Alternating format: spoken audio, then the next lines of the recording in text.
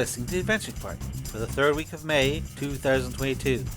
This week, we end our combat with a Tome of Gygax. Still 2/3 of the book to go though. The Adventure Party, discussing tabletop and related gaming the Irish way.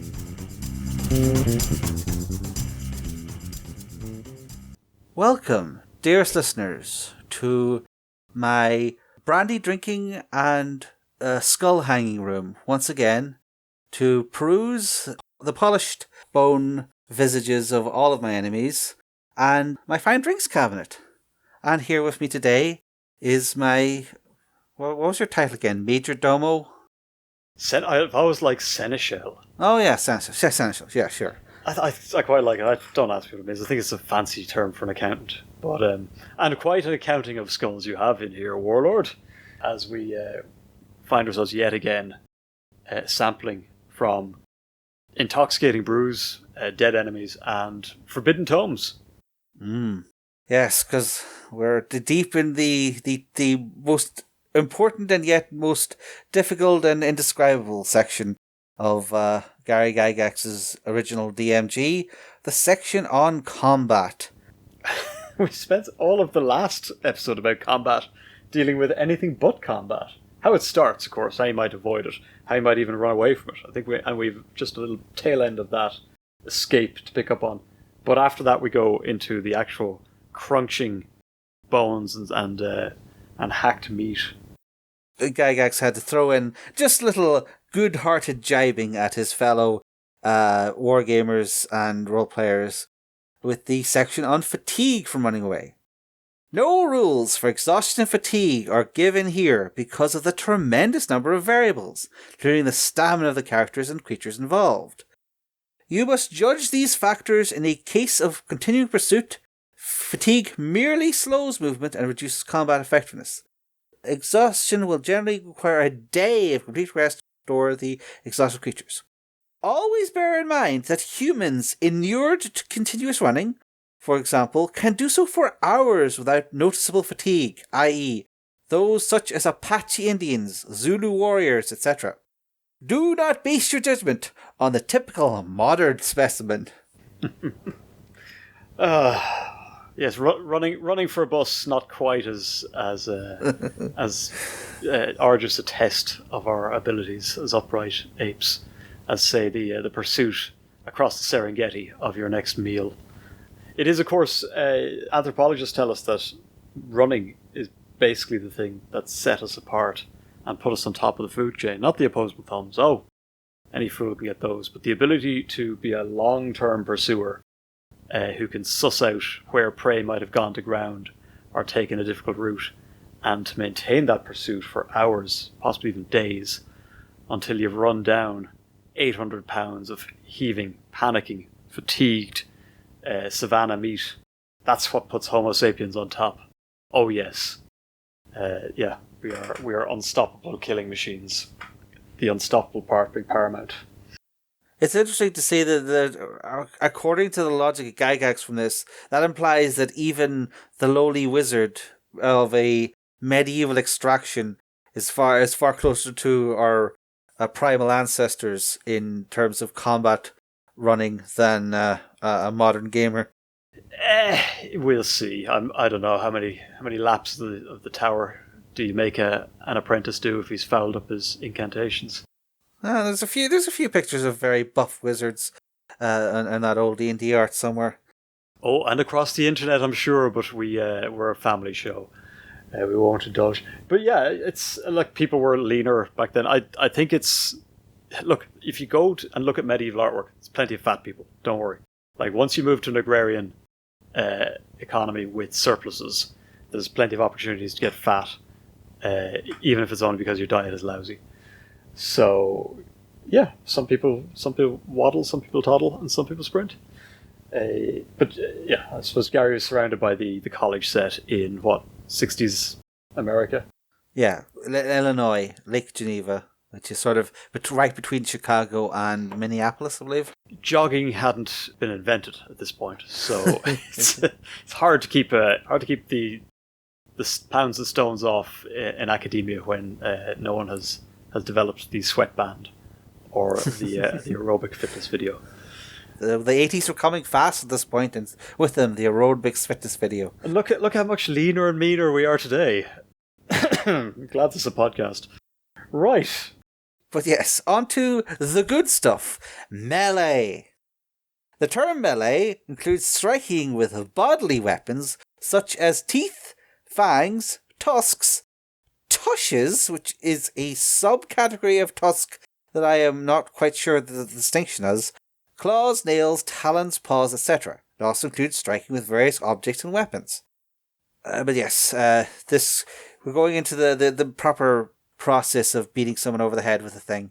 And, you know, it presages the combat tables, which are coming in a few pages. Yet again, what one would assume is as a vital core mechanics that would should be front and center of the player's handbook are actually deep inside this DMG. Can't have the players knowing exactly what their +3 to hit versus AC of plate could possibly mean. No, the GM will do all the calculations. Don't worry. Yeah, clearly. The GMs loved having so much extra work. Gotta make sure they buy both books, you know? Yeah. Okay. So this one is pretty much split across. Because are there any values given for weapons in this? There aren't. No. The weapon values are all in the PHB, but, you know, how to use those weapon values is in the DMG, because that's how it makes sense to Gary. There's an aside here about how many people can crowd around a monster, with a official warning that if you do not use official Advanced Dungeons and Dragons miniature figures, then there's a good chance that you will accidentally surround your players with the wrong number of goblins, and definitely can't have that. Yeah. This is Gary has mentioned the need to use official product before, hasn't he? Yeah, but it's been a while. It's been a while since he shilled, but yeah, don't you... I mean, for goodness sake, the whole game is in jeopardy if you were to use whatever you have to hand. Make sure to pick up the official TM figures. Okay. Alright. Even if they are using the proper 25mm scale, you cannot be certain. Though he also rehashes his numbers for firing arrows into a crowd to use for your theater of the mind combat, where give different values to different sizes of creatures and use that to determine how many people can surround one thing, with the causing the image of an ogre surrounded by 12 vicious gnomes ready to tear them apart. Very good. So this page also has if you are playing on a grid, Gary provides 4 different examples of how this might be broken down using either hex or square grids. And I think a lot of us probably have experience of playing on a square grid, but Gary rotates everything through 45 degrees to illustrate how, should you play on a diamond grid, things break out slightly differently, which I think is interesting. And the 2 rotations of hexes as well. Now, it should be noted that if you're standing on a hex, you can only be surrounded on 6 sides, whereas on a grid, assuming you're allowed to attack diagonally. Are you in D&D? You know, I don't see anything against attacking diagonally here, but there are other penalties about to come about. Yeah. Anyway, food for thought, and I'm sure somewhere out there are people who would fight each other based on which orientation you should fight in hexes, flat side pointing north or pointy apex pointing north. Do let us know what the peculiarities of all of that are. Yeah. I'm sure the mech warrior people are clamoring at our door to explain.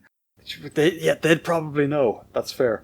But yeah, the next page we go on to the various, again, what we often would consider in a modern game as a sort of list of combat modifiers are instead explained in the text. So you have your stuff like being attacked from the rear, being attacked from the flanks, penalties to if you're stunned.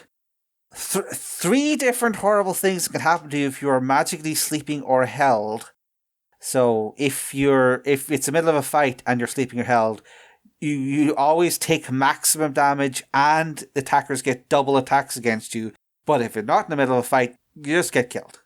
It's house party rules. Don't fall asleep.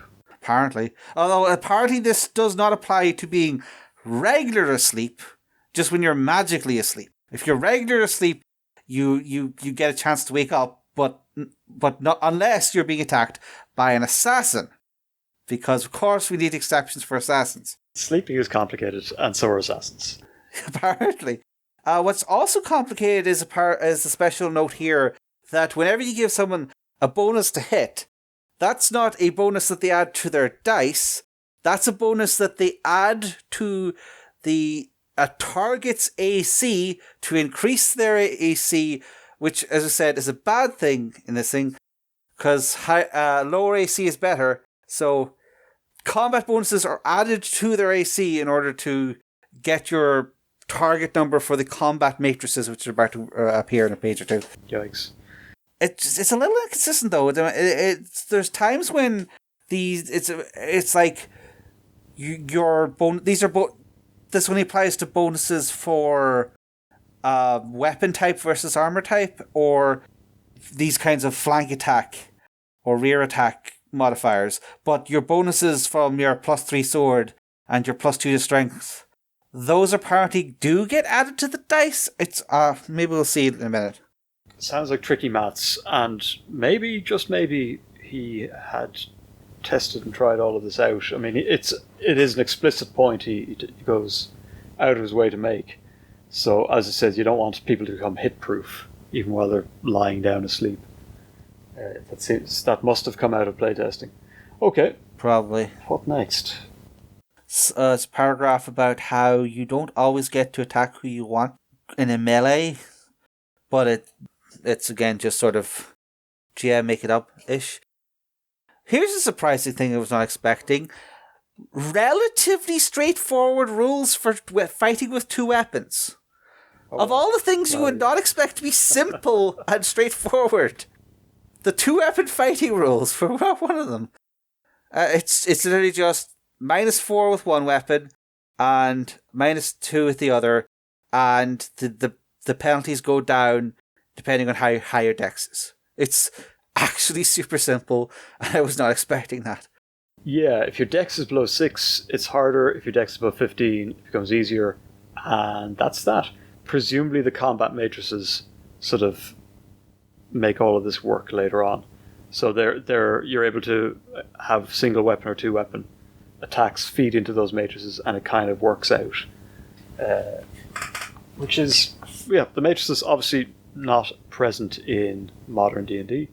These are big blocks of numbers that you cross-reference. It's great. You're going to love it, folks. But we have a few more of these minor rules to get through first.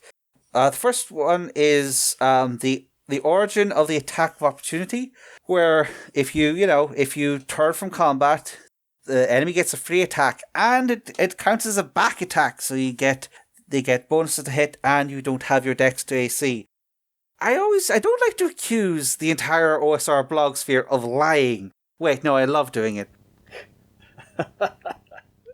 It's just like, they're always talking about how, well, obviously, all super lethal combat is fine because you just run away when things turn bad.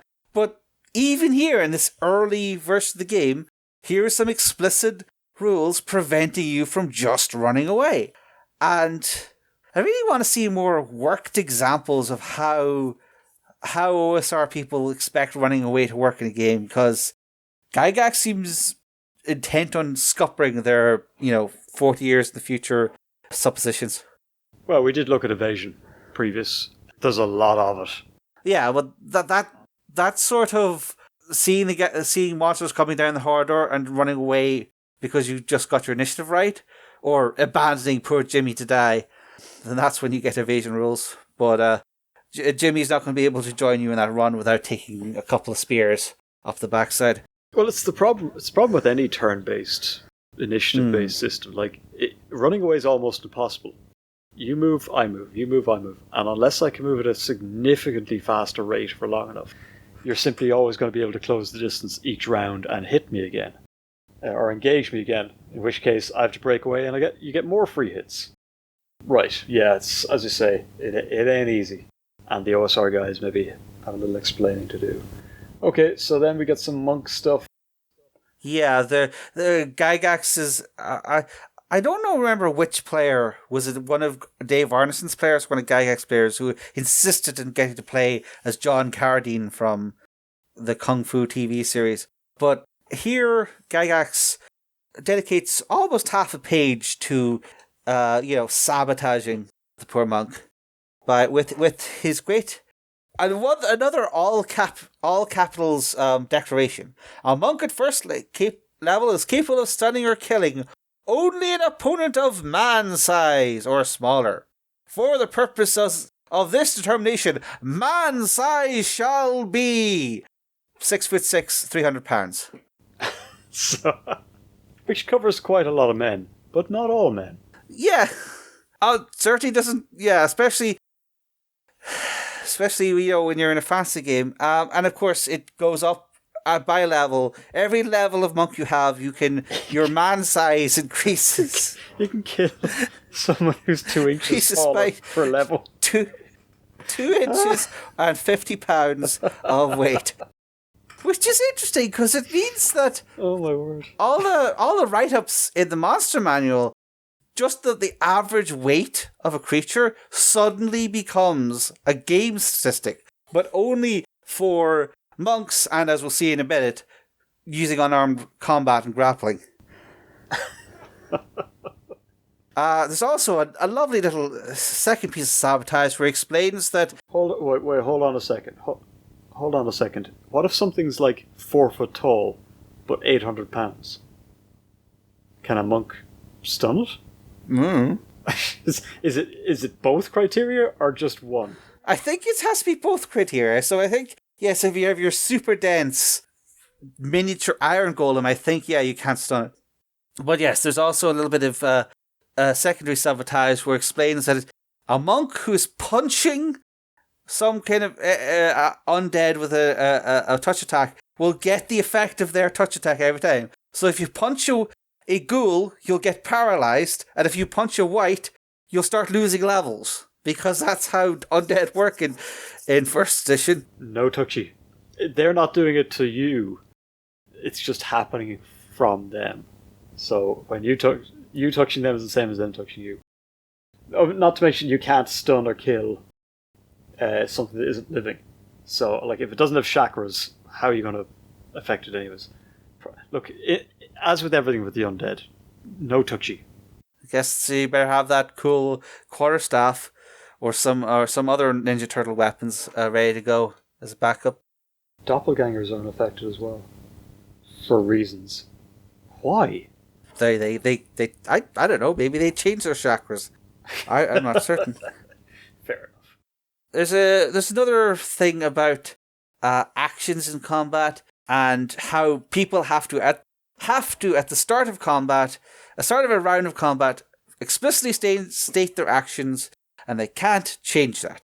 And this is where I think Gygax is getting a little mean, perhaps because the day he was writing this, someone had sit around dithering, as he calls it, on a session or two, and it's just like he felt like he should empower GMs to punish people for that.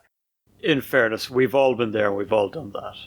Yes, and I understand that, but there's telling someone to hurry up and decide their turn, and there's forcing them to put their action in writing, and if they can't decide fast enough, say that their character stands around for the entire minute of this 10-segment combat round and just lets people stab them for those 60 very excruciating seconds.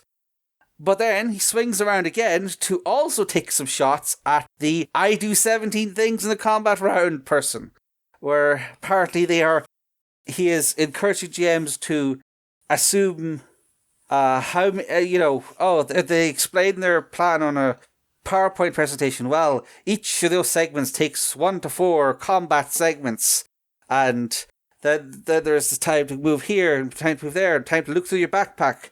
oh, they didn't organize their backpack. They didn't say they were organizing their backpack before they started. So clearly it will take them an extra combat round to find their potion of whatever. He goes back to the segments thing and says, well, it would take you 3 or 4 segments to get it out of your backpack, 1 or 2 to get it out of a pouch. Like, did it ever really break down how long certain things took in segments? Because it seems like he was going to give out, like, this could be action points, right? Every round you've got 10 action points. Or let's say you've got some modifiers give you 11 or 12 because you've invested in it. And here's what common tasks cost. So, yeah, it'd be great if you were able to go, I'll pull out that potion, I'll drink it, I'll run across the room and I'll attack. Okay, attacks are 5 action points, and pulling something out is 2, and drinking it is 1, and then running, you want to cross that much space, it's X number. There, you've done it. That's your turn. That's your round. That develops further later on in bonus actions and move actions and free actions. But yeah, like, I think Pathfinder kind of went this direction, where it made it very explicit that you had X number of action points in a round, and certain things cost certain amounts of action points. Like, a lot of spells cost 2, and you might have 3 in a round.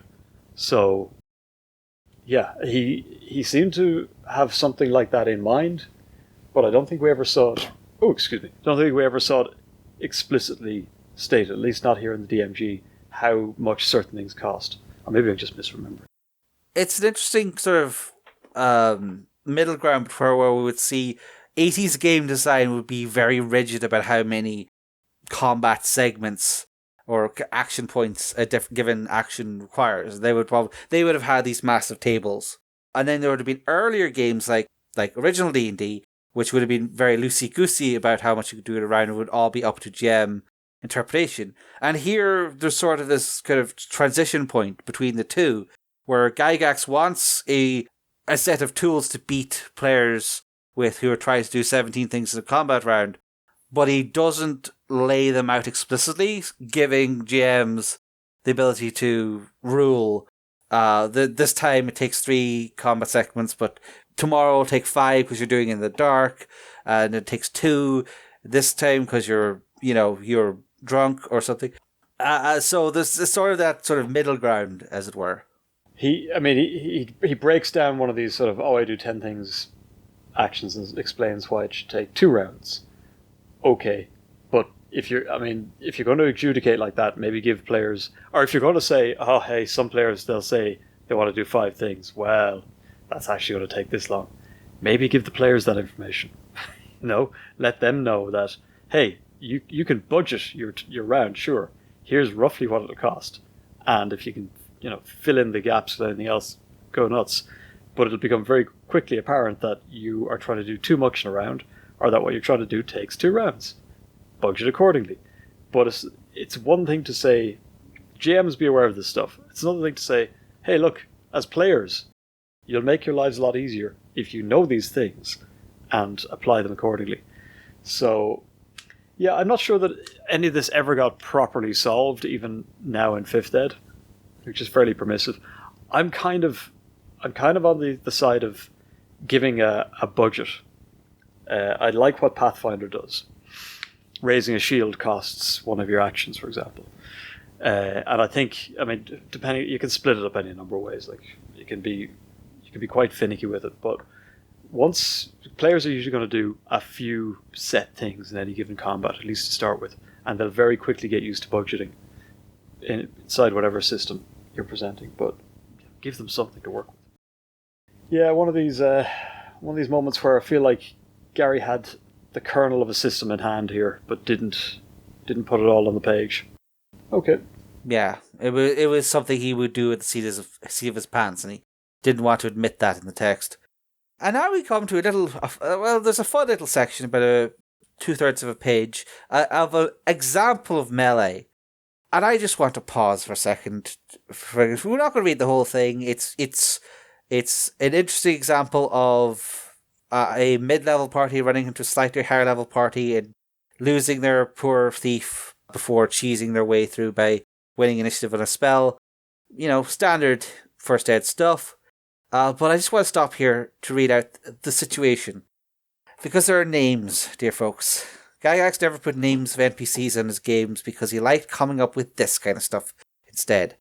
Party A is composed of Aggro the Axe, Abner the magic user, Arcane the cleric, and Arlani, a second level thief. It's a lot of A's. They're hastening down a dungeon corridor to avoid a large group of goblins whose territory they are now leaving. Suddenly, they round a bend and confront Party B, composed of Gutboy Barrelhouse, a 6th level dwarf fighter, Balto, a 1st level monk, Blastum, a magic user, and Bargain, the 4th, 5th level half-elf fighter magic user. B team. Names. Love it. For the purpose of an example text, all the A's on one team, all the B's on another, it'll make it very easy to roll through this combat example, which goes on for another column with absolutely no diagrams or other aids to visualize the combat. Thanks, Gary.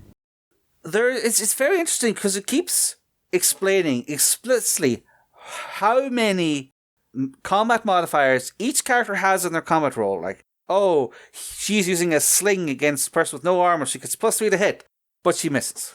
And he's using a mace versus full plate armor, so he gets a +3 versus the AC type, but he misses. And that keeps happening. Also, the poor monk Balto he never achieves anything. He's only 1st level. He's a poor 1st level guy hanging around with these 6th level veterans and just gets smoked. Poor Balto. So this goes on, and this ends with, as you can see, a large number of things can happen in each round of melee. Yet this whole fight took only 2 minutes of game time. Why did I think that's maybe an hour later at the table? Some melees will last for longer. Far longer even. It may seem at first as if there is a tremendous number of confusing variables that modify the action. There is. Not your fault, Gary. No one's managed to solve that one just yet. But you'd be surprised at how quickly you'll be able to conduct a complicated melee and routinely cover every point. Okay. And an experienced GM can do it with only an occasional reference to the tables. Oh, if they're an actuary, maybe. I've seen the tables. Bloody hell. As we will now carry on. Well, we'll move on in a second.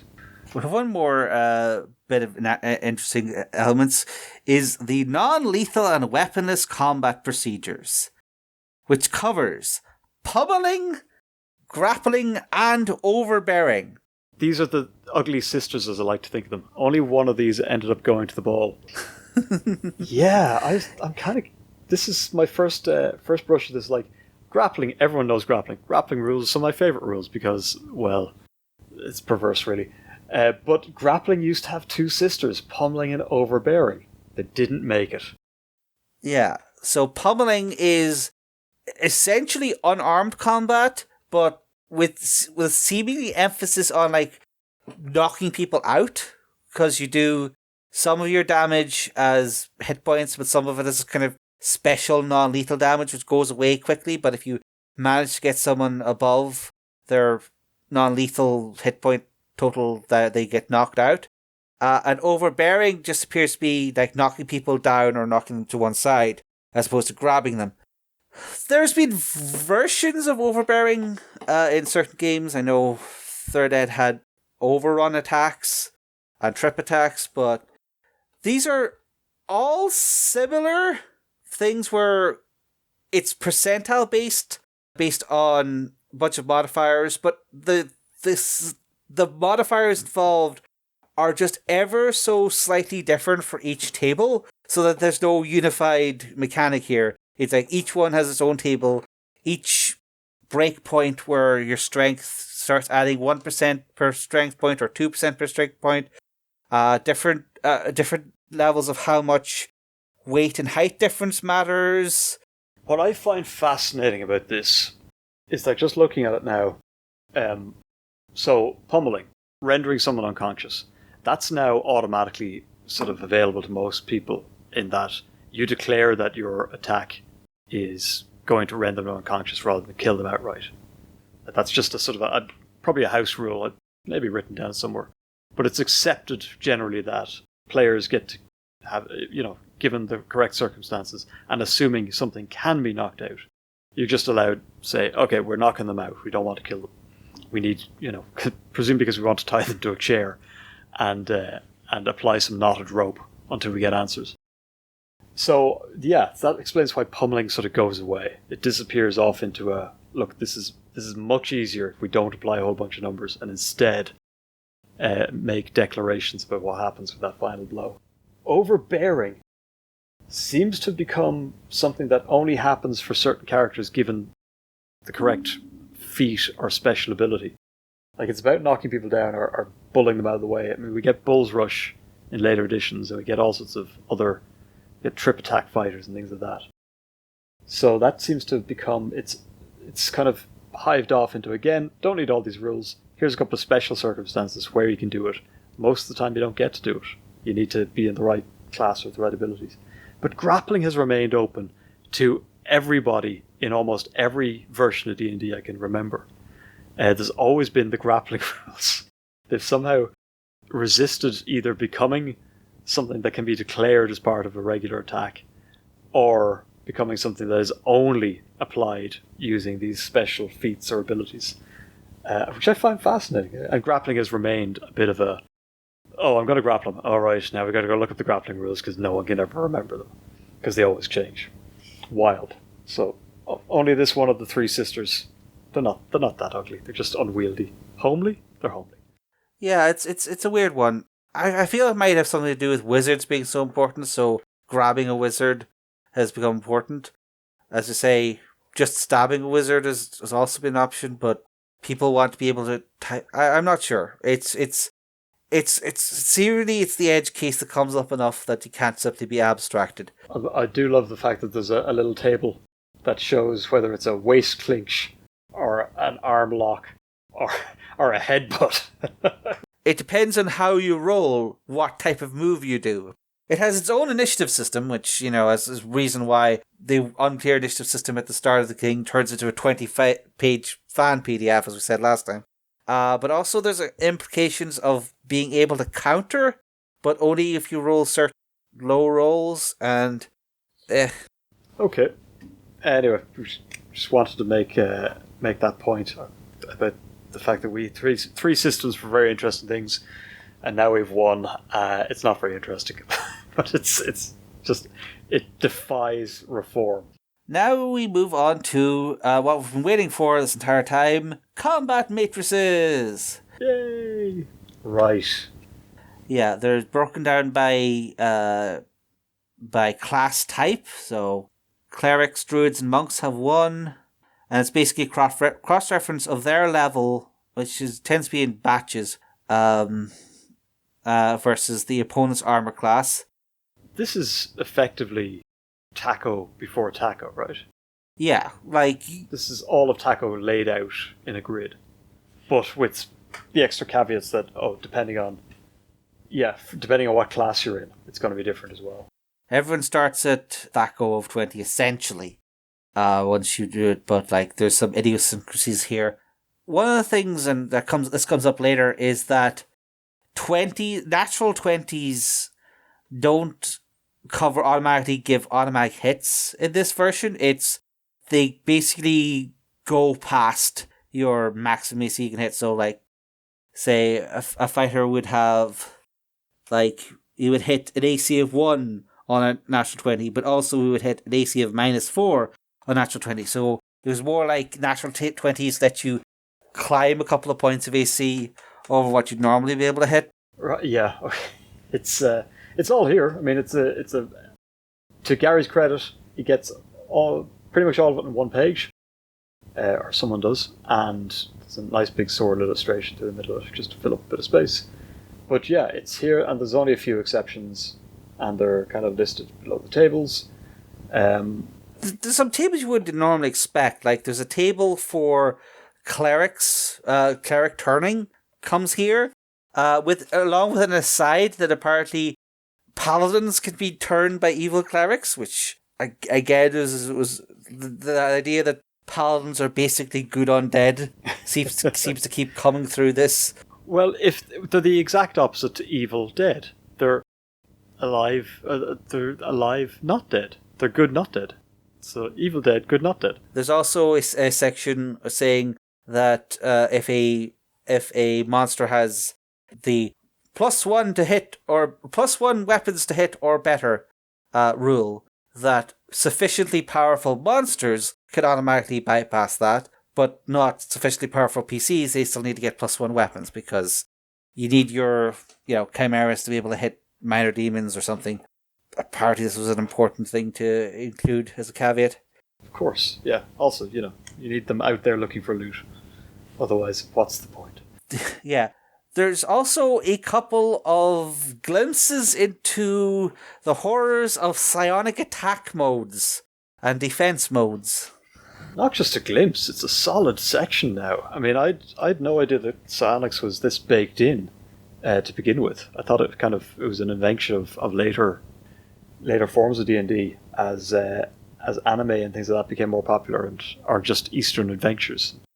No, I think it was, well, we have to remember, this was the mid to late 70s, and as well as Kung Fu being on television and all the pulps being, all full of Conan and Grey Mousers and such, this was the big coming of the great psychic crystal revolution, where if you take the right drugs and put the right funny rocks on your dashboard and, have the right vibes, you can... It's a very good point. The dawning of the age of Aquarius. And you're hanging out on a college campus. It doesn't take Sherlock Holmes to figure that one out. You're right. So it's all there. And it is, on the face of it at least, looks complicated. You've got a lot going on in psionics that isn't happening anywhere else. Is psionics like this weird halfway house between magic and melee in D&D? Because it's a fixed set of attacks, and then there's, what are you hitting? What defense mode? Oh my goodness, okay. Yeah, there was this kind of weird rock, paper, scissors thing where there was like 5 different ways to attack someone psychically. But if they had psychic powers, then they had 5 different ways to defend, and they were supposed to do the sort of, what's he going for? Is he going to try to mind crush me? Or is he going to insinuate himself into my id? Will I use my fortress of intellect or my thought shield, which are clearly very different? Yeah. But then, because you have 1 table for that, you also have to have 2 more tables for defenseless psionic characters. And then when you attack someone who isn't psionic, there's a whole bunch of chances that people will go insane, that their brains will explode. Get out of my mind, Charles! That sort of thing. Yeah, it's an interesting thing, and interesting, but I don't think we want to delve too deeply into it because listeners, it's a lot, but it's all there, and it's 3 solid pages, and it's quite clearly laid out. There's no skimping on space given over to making this stuff legible and usable. All these tables they have their own page, and again, there's clearly laid out legends, things like that. So clearly, this strikes me as a system that Gary gave some serious thought to and laid out. It's a lot to take in at first glance, but presumably after a while using it, you become quite comfortable with it. You'd know exactly how good an ego whip was against a tower of iron will, that kind of thing, depending on relative psionic strengths, etc. So yeah, it's all there. It's a lot, but clearly he sat down and put some time into it. And we have one final set of matrices, the saving throw matrices, which explain your chance to not get killed by a variety of horrible things. And of course, different classes had different chances. Oh wow, fighters had really terrible saves. Oh, can I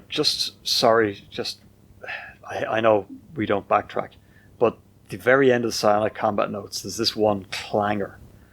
Creatures involved in psionic combat cannot engage in any other activity. However, it happens very quickly, segments rather than rounds. It's usually over a very short time. For this reason, whenever psionic combat has begun, a good DM will usually just stop everything else until it's taken care of. Oh my word. Oh my word. Gary, can we talk... I know it's a few decades off now, but let's talk about hacking in Shadowrun. Or Cyberpunk or like that. Over in seconds. Yeah, okay, sure. 4 pages of tables. And everyone else is everyone else is sort of hung in slow motion going, I'm in the middle of swinging my sword. What's the monk doing? Well, he's engaging in psionic combat. This could take a while. Okay, listen. Moving on. Yeah, but yeah, we're on to saving throws, and it's broken down by class and level. Every 3 levels, you essentially improve your saving throws by different amounts, and different monsters will basically copy different classes for their saving throw modifiers. There's actually a significant amount of time on how different items make saving throws. Non-magical items, yeah. They have their own set of things, like, player characters are saving against paralysis or polymorph or breath weapons, whereas they are dealing with acid, crushing blows, falls, fireballs, normal fires, magical fires, which are different from fireballs. This reminds me of something we talked about a while ago. I think it was one of our clinics, where, how do you explain away the fact that you could be reading a spell scroll while being hit by a fireball, and the scroll's fine. What's all that about? And as it turns out, that was covered. Yeah, there's a whole set of rules for it.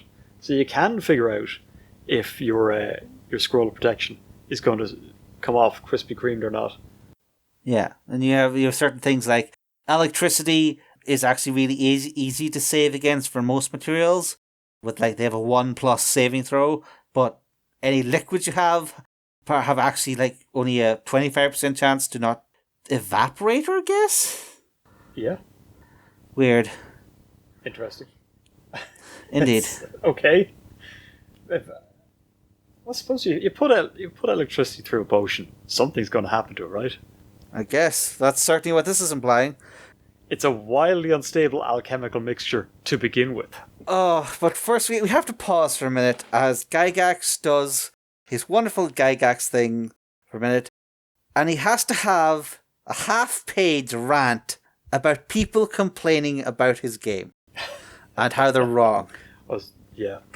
So apparently, there are a large number of old-school grognards, and this is back in 1979 when he wrote this, a large number of people who think saving throws are stupid and make D&D worse. And Gygax is apparently having to defend the entire concept of the saving throw from these invisible critics. That's my read of what he's saying here anyway. Is this to do with the guy chained to a rock? Yeah, it's just but if someone is chained to a rock, they can't roll dex saves against fireball. That doesn't make any sense. Or similar arguments to that thing. Yeah, I kind of with Gary on this.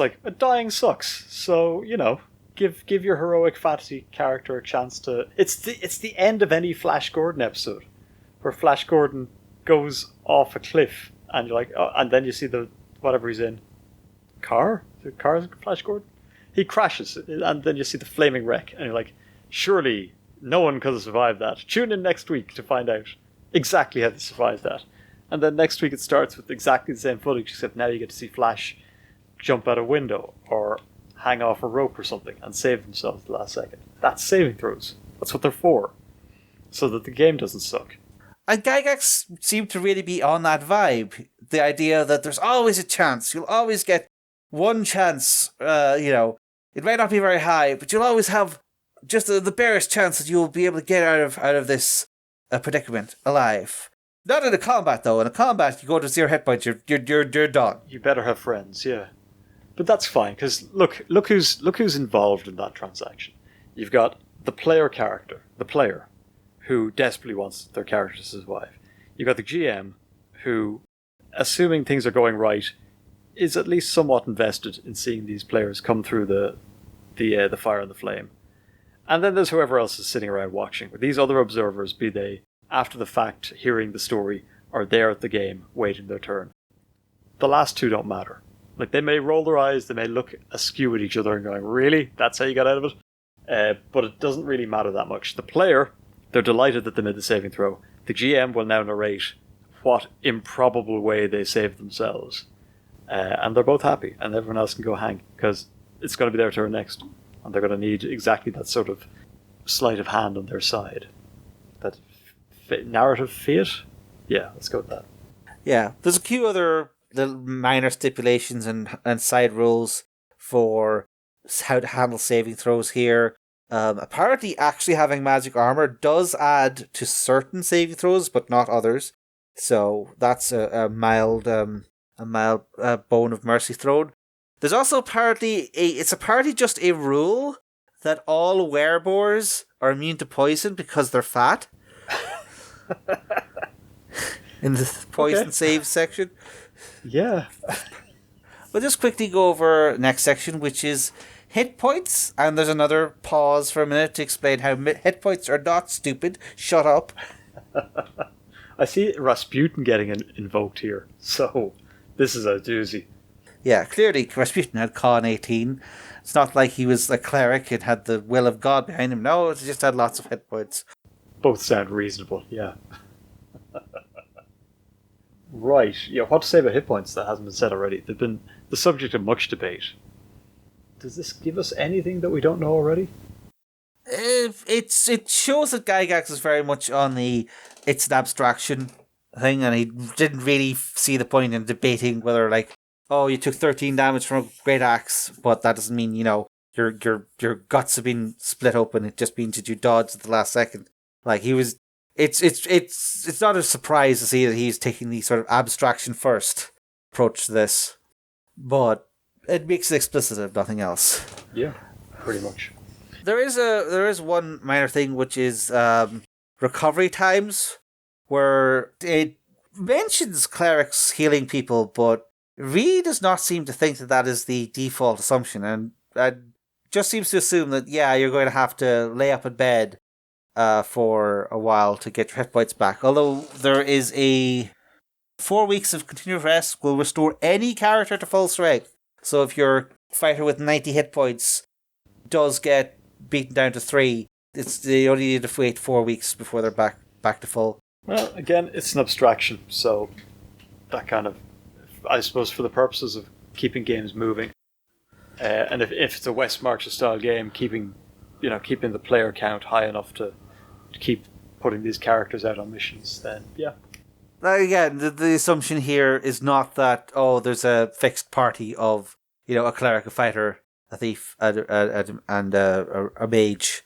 That the assumption was, we will run the game for whatever collection of players we have, and if they don't have a cleric and they can't find a cleric afterwards, they have to wait out or try going to the next dungeon on half hit points or something.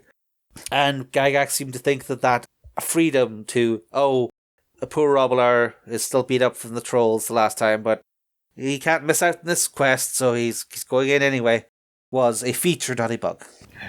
Fair enough. So then that kind of brings us to roughly the end of what I would have considered combat mechanics. But Gary's not so sure. He's got a few other things he wants to throw in the pot. Namely, drugs and insanity. Which are, handled... Well, to be fair, a lot of the insanity rules are results you can get on the psychic combat table, so presumably it had to be not too far from there. Oh, I got it. Okay. Yes, true. If your brain gets scanned, then you're going to end up with something loose in the old noodle factory. Okay. So, well, drugs for a pretty short segment. He doesn't have any commentary here. It's just presented as, here's the effects of drugs and alcohol, and that's it. Yeah. No opinions are being preferred here. It's just, oh, this is a thing that's going to happen. And if anyone's ever used drugs in a game, computer games especially, I think it's pretty clear that for most, the attitude is always that kind of, drugs are bad, okay? In that anytime you use drugs, it always comes with a brief advantage, say 30 seconds of invulnerability, or just the ability to do double damage, and then some crippling downside that's with you for hours, either in-game or in real time, like permanent losses to stats or permanent, semi-permanent reductions. And it's here in these rules as well. Like the very last rule, strong stimulants, 5% chance per application of lowering a character's constitution by 1 point. This is permanent. Yeah, Gygax did not believe in drinking coffee to get over your hangover. That was not something he. I think strong stimulants would be more on the sort of skooma or angel dust side of things. But that's because that's the sort of thing you always see these penalties applied to. It's like, no coming back from this. You use this enough, you are just mathematically guaranteed to render your character absolutely useless in short order. Don't do drugs. Which is... but nothing... Unlike his fondness for explaining his reasoning elsewhere, there's absolutely nothing here to explain why he applies that kind of penalty. Although he does apparently have a lot of opinions on how mental health disorders work. Yeah.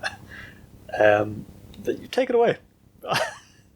So, there's various ways to get insanity, various levels of insanity, mild, strong, permanent, explained in various tables going through the last 80 pages of the book. This all comes with a bit of sense of I had an encyclopedia, or perhaps some form of borrowed medical journal from work, and listed off the 20 most likely insanities as various things. Each of them has, of course, been given a whole bunch of flavor text and fluff with how you have to act, but every so often you'll see one that has a mechanic strewn in inside it, or one will reference the other, such as monomania can lead you to dementia praecox, or schizophrenia has a 1 in 6 chance per day or 1 in 6 chance per combat round if you're in a fight of activating and giving you a new personality with its own alignments, goals, and preferences. One of the really worrying and definitely not kosher versions is mania, which, similar to schizophrenia, has a chance of a 1 in 6 chance per turn. I think is that dungeon turn? We'll have to see. Yes, it's like every 10 minutes, something like that. Yeah, 1 in 6 chance every 10 minutes. So once an hour, someone has a chance to gain maniac strength depending on the intensity of their mania, and begin randomly smashing things and people. With the proviso that not only can they gain up to the coveted 18/100 strength if they are particularly manic, but even a female or member of a non-human race can gain... Yeah. can gain the power of 18/100 strength through the power of mania.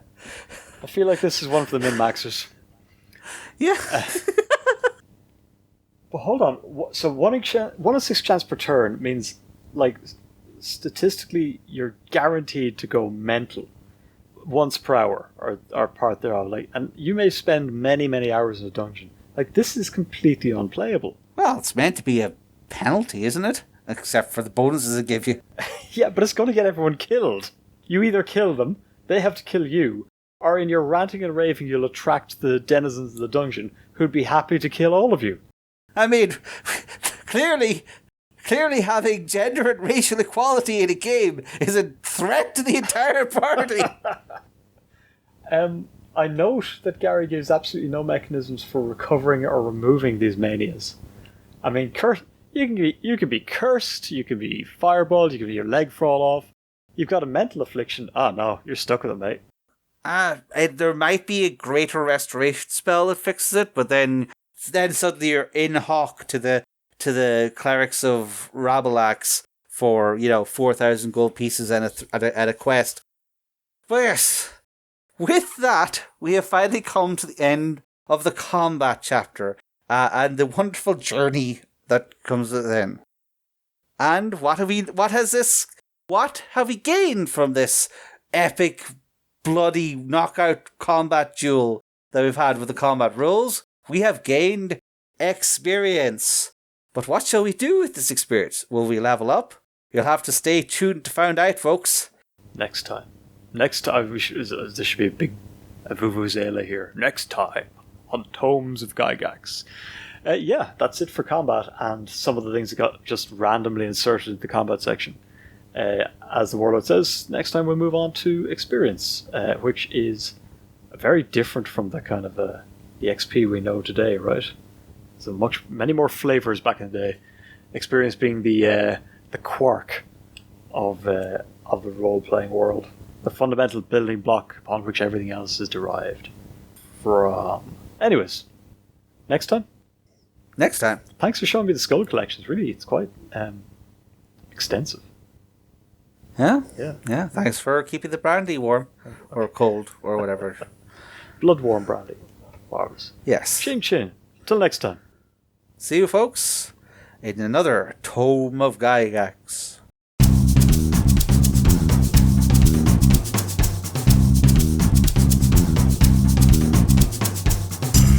Thanks for listening to the Adventure Party. You can find show notes and links to things we've mentioned at www.theadventuringparty.net and on our Facebook page. You can leave comments there, or talk to our Twitter account at AdventurePTY, or you can record a voice message at www.speakpipe.com/theadventuringparty. We can also be contacted directly by email at party@theadventuringparty.net. If you'd like to be in touch with the party all the time, come join our Discord server, link in the show notes. The Adventuring Party is released under a Creative Commons Attribution Non-Commercial Share Alike version 3 license.